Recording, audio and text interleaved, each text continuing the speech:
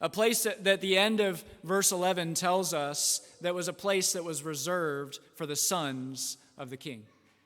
Mephibosheth had a permanent seat at that table.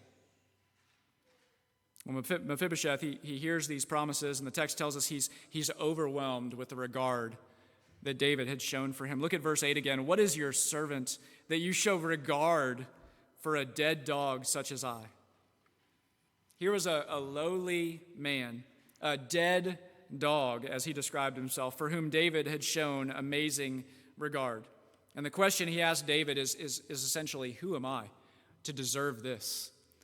What have I done that you would pour out this favor, this regard, this kindness on me? Now, here's what we can't miss.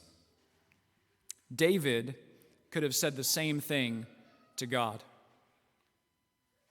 David was a lowly shepherd boy in an obscure town whom God had graciously pursued, whom God had graciously preserved through many trials. He actually told Saul that he was a dead dog as Saul was pursuing him. So David used the same words that Mephibosheth used.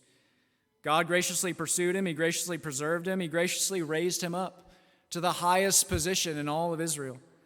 David himself had experienced the kindness of God. One way he experienced that kindness of God was through the kindness that Jonathan had shown to him.